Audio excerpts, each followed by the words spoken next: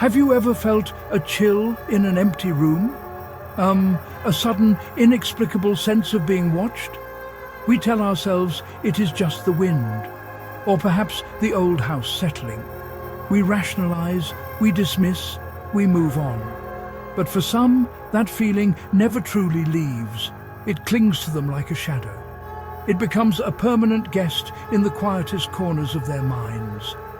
These are not stories born from fiction or folklore. They are echoes of real events. They are fragments of memory that refuse to fade into the gentle passage of time. They belong to people who experienced something so profoundly unsettling, it fractured their sense of reality.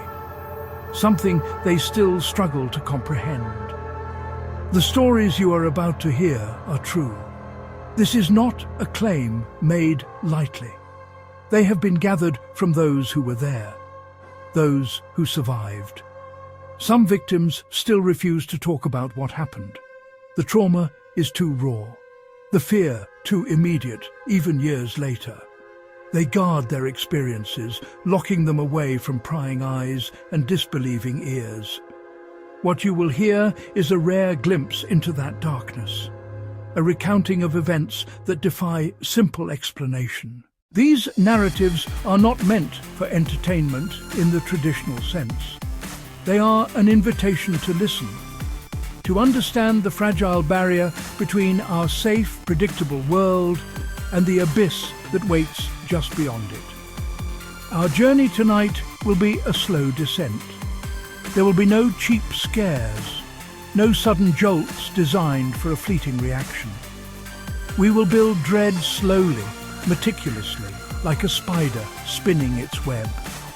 The horror here is patient. It is the kind that seeps into your bones, the kind that lingers long after the screen has faded to black. The narrator's voice will be your only guide, a calm, deep presence in the encroaching darkness. It will lead you through these chilling accounts with a slow, deliberate pace, allowing every unsettling detail to find its mark. It will whisper when the terror is at its peak. The visual landscape will be one of shadows and suggestion. We will not show you the monster. We will let you imagine it. You will see faceless figures in dark bedrooms, empty houses that feel suffocatingly full, lonely roads that stretch into an endless night. The camera will move with a subtle, almost imperceptible slowness. Gentle pans across a silent room, a slow zoom toward a flickering baby monitor. The audio will be your constant companion in this unease. Low, ominous drones, the soft, insistent thud of a distant heartbeat. Footsteps where there should be none. We are preparing you for a journey into the heart of fear itself. Be ready. Tonight we will explore 3 such stories. 3 separate lives forever altered by a brush with the inexplicable. Each account is a testament to the chilling reality that we are never truly as safe as we believe. Our first story takes us into the sanctity of a home, a place of supposed refuge and security, a tale of modern parenthood and the technology we trust to keep our loved ones safe. We will delve into a deeply disturbing case of home surveillance horror. A new parent alone in the dead of night, listening to the soft breaths of their child through a baby monitor. What begins as a night of quiet domesticity soon unravels into a terrifying ordeal. Our second tale, the lonely, desolate stretches of a late-night commute. It is a ghost story for the modern age. We follow a weary bus driver on the last route of the evening. But on this night, the familiar becomes alien. A solitary passenger boards and the fabric of reality begins to fray. We will explore the deep, primal fear of being trapped in a moving space with something that is not quite right. Something that does not belong. Our final account is perhaps the most personal, and therefore the most terrifying. It is a story of psychological terror that begins with a simple yet chillingly familiar act: a phone call. The voice on the other end knows things, impossible things, details about the victim's life, their home, their deepest secrets. This is not a random prank. It is a calculated, invasive violation of privacy that escalates with each ring. A home invasion that happens not with a broken window, but with a whisper through a wire. We will witness how the comfort of one's own home can become a cage of paranoia and fear. These are the paths we will walk together tonight, from the supposed safety of a nursery to the transient space of a late-night bus, and finally into the intimate terror of a voice that knows too much. Each story is a fragment of a larger, more unsettling truth. The world is not always what it seems. Prepare yourself. The quiet is about to be broken. Our journey begins now. A soft static fills the air, a precursor to the darkness that awaits. The first chapter title appears, stark and white against the black screen, the voice behind the baby monitor. Table of contents. Part 2, Act 1, the voice behind the baby monitor. 1, the stillness of night. 2, a murmur in the static. 3, the lullaby. 4, something is missing. 5, he's already inside. The house was quiet, a deep, settled quiet that only comes after midnight. For Sarah, a new mother, this stillness was a precious commodity. Her daughter Lily was finally asleep in her nursery upstairs. It had been a long day, feeding, changing, soothing now, with the world outside cloaked in darkness and the city's hum reduced to a distant whisper. Sarah could finally breathe. She sat on the living room sofa, the soft glow of a single lamp pooling around her. The only other sound was the gentle hum of the refrigerator from the kitchen, a steady, reassuring presence in the otherwise silent house. On the coffee table before her sat the parent unit of the baby monitor. A small plastic box with a tiny screen showing a grainy black and white image of Lily's crib. The soft, rhythmic sound of her daughter's breathing crackled faintly from its speaker. It was a lifeline, a technological umbilical cord that allowed her a semblance of freedom while still being connected to the most important person in her world. Sarah leaned back, closing her eyes for just a moment, letting the exhaustion of the day wash over her. The house felt secure. It was their first home, a place they had filled with love, laughter, and now the gentle presence of a new life. It was their sanctuary. Every house has its own language of sounds, especially at night. A creak in the floorboards as the temperature drops, the groan of pipes as water settles. Sarah had learned to identify each one. They were the familiar size of a living, breathing home. She took a slow sip of her cooling tea, the warmth a small comfort against the chill that seemed to seep in through the windows. The monitor on the table continued its steady broadcast of soft breaths, a lullaby of peace. It was in these moments, suspended between the day's chaos and the promise of sleep, that she felt a profound sense of contentment. Everything was as it should be. But tonight, the stillness felt different. Heavier, it seemed to press in on her from all sides, amplifying the small sounds she usually ignored. Was that the wind rattling the window frame, or something else? She dismissed the thought as quickly as it came. It was just fatigue playing tricks on her mind. A new parent's anxiety was a well-documented phenomenon. Every shadow becomes a threat. Every unfamiliar noise a cause for alarm. She told herself to relax, to trust the quiet, to believe in the safety of the four walls she had so carefully built around her family. The night was young, and the silence for now was her friend. It started as a flicker of sound, a brief interruption in the steady rhythm of Lily's breathing from the monitor. Sarah's eyes snapped open. She leaned forward, her ear closer to the small speaker. It sounded like a burst of static, interference from a neighbour's Wi-Fi, perhaps, or a passing truck's radio. She waited, her own breath held tight in her chest. The soft, even sound of her daughter's breathing returned, uninterrupted. Sarah let out a slow exhale, a small, nervous laugh escaping her lips. She was being ridiculous. Her nerves were frayed raw from lack of sleep.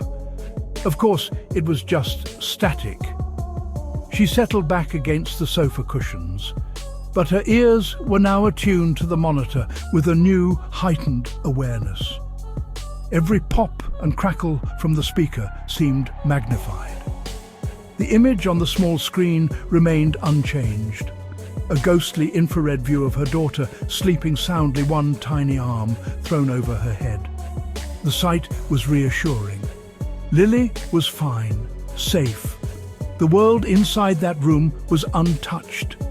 The disturbance had come from outside, a random signal crossing wires in the vast invisible ocean of frequencies that surrounded them. Then it happened again. This time it was clearer. Not just a burst of noise, but something more structured. Beneath the soft crackle of static, for just a second, she heard a voice. A whisper. It was too faint to make out any words, and it was gone as quickly as it had appeared. A man's voice, she thought, low and guttural. Her heart began to beat a little faster. This was different. This wasn't interference. It felt intentional. She picked up the monitor, turning the volume dial up, then down, then up again. The hiss of static grew louder, but the voice did not return. Only the gentle, innocent sound of her baby breathing. Was she imagining it? The line between exhaustion and hallucination could be perilously thin. She had read the articles, the forums for new mothers, warning of sleep-deprived paranoia. Maybe this was it, her own private demon, born from fatigue and anxiety, whispering to her from a plastic box. She tried to force the idea from her mind, to anchor herself in the rational. It was a faulty monitor, a cross signal from a neighbour's device. There were a dozen logical explanations, but none of them could quell the cold knot of dread that was beginning to tighten in the pit of her stomach. The quiet of the house no longer felt peaceful. It felt watchful. Section 3. The Lullaby. Sarah considered going upstairs, just to check, to see with her own eyes that Lily was safe, that the nursery was empty of any other presence. But the thought of leaving the relative light of the living room and ascending the dark staircase filled her with a sudden, paralyzing fear. It was illogical. It was her home. Yet the shadows in the hallway seemed to have deepened, to have taken on a new and menacing texture. She remained frozen on the sofa, her gaze locked on the small, grainy screen of the monitor. Maybe if she just watched and listened, the feeling would pass. Maybe the sun would rise, and this strange nocturnal dread would dissipate with the morning light. The monitor remained silent for what felt like an eternity. Only the soft in and out of Lily's breath, a sound that was now competing with the frantic drumming of her own heart.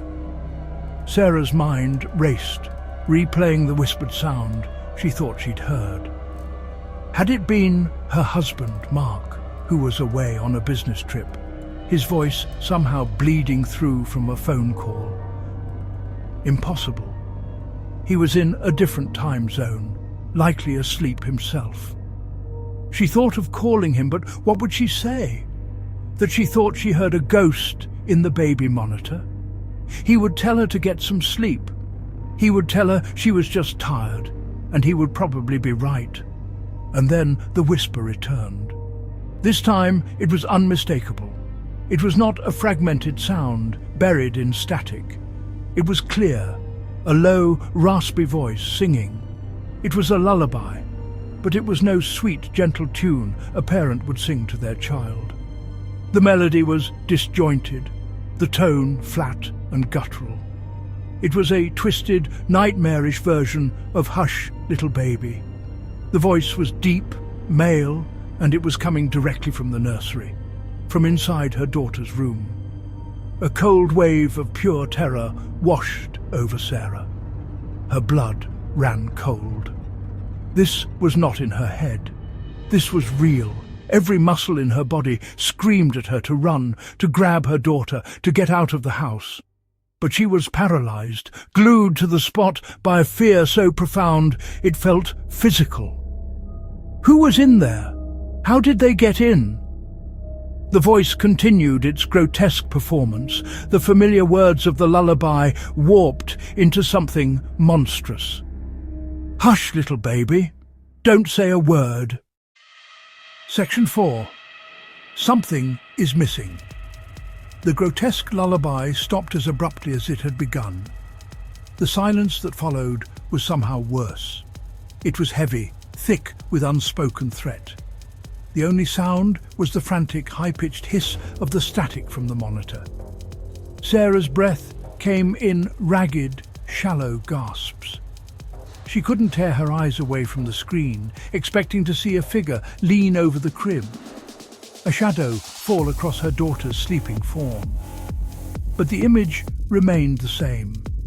Lily was still asleep, seemingly undisturbed. The room, as far as the grainy camera could show, was empty. Her mind, jolted into overdrive by adrenaline, began to work. She had to get to Lily. She had to get them both out. The fear of the dark staircase was now secondary to the terror of the room. She placed the monitor down on the coffee table. Her hand shook and the device rattled. She forced herself to stand. Her legs felt weak and unsteady. She took one step, then another, her eyes fixed on the darkness at the top of the stairs. The house was no longer her sanctuary. It was a trap. As she reached the bottom, a small detail caught her eye. Something on the floor in the hallway by the front door. It was one of Lily's shoes, a tiny pink sneaker she'd worn earlier that day. Sarah remembered taking them off when they came inside from the park. She always put them in the basket by the door. Always. But here one was, lying on its side in the middle of the hall runner. It was a small thing, a trivial detail, yet with the whispering voice and chilling lullaby, it felt like a message, a sign. Someone had moved it. Her heart hammered. This wasn't just a voice on a monitor anymore. This was a physical presence. Someone was in her house. Someone had walked through her hallway. They had been close. How had they gotten in? She always locked the doors. She was meticulous about it. She backed away from the staircase, eyes scanning the downstairs. The windows were all closed and locked. The front door was bolted, the back door too. There was no sign of a break-in, no shattered glass, no splintered wood. The realization hit with sickening clarity. They hadn't just gotten in, they were still here. Section 5. His already inside panic gave way to a cold, calculated survival instinct. She couldn't go upstairs, not yet, not when she didn't know where he was. The voice had come from the nursery, but the shoe was downstairs. He could be anywhere, hiding in the kitchen pantry, crouched in the coat closet by the door, standing silently in the shadows of the dining room. Every dark corner of her home was now a potential hiding place. every creak of the floorboards was his footstep. The house, once a sprawling space of comfort, had shrunk into a claustrophobic maze, and she was trapped inside with the hunter. She backed away slowly, moving toward the kitchen, her hand outstretched, fumbling for the knife block on the counter. The smooth, cold steel of a large chef's knife handle met her trembling fingers. It wasn't much, but it was something. A sliver of control in a situation that was spiraling into pure chaos. She held the knife in a white-knuckled grip, its weight a small, cold comfort. Her phone. She needed her phone. It was on the living room sofa next to the baby monitor. To get it, she would have to cross the open space, exposing herself to the unseen watcher she felt in every shadow. She took a deep, shaky breath and darted from the kitchen to the sofa, snatching the phone. Her fingers fumbled with the screen, trying to dial 911. As she did, her eyes fell upon the baby monitor, which she had left on the coffee table. A new sound was coming from it. Not a whisper, not a song, just a soft, rhythmic clicking. Click, click, click. It was a sound she knew, but in this context, it was alien and horrifying. It was the sound of someone slowly, deliberately turning the lock on a door. The lock on the nursery door. From the inside, he was locking himself in with her baby. Then the voice came through the speaker one last time. It was no longer a whisper. It was a calm, conversational tone, spoken with chilling intimacy, as if he were standing right next to her. The voice didn't say her name. It didn't need to. It simply said, "You shouldn't have left the closet door open." Sarah froze, the phone slipping from her grasp and clattering to the floor. Her eyes shot to the coat closet near the front door. The door she had just seen just moments ago and had registered as closed. It was now slightly ajar, a sliver of perfect, complete darkness visible in the crack. He hadn't been upstairs, not at first. He had been right there, all along.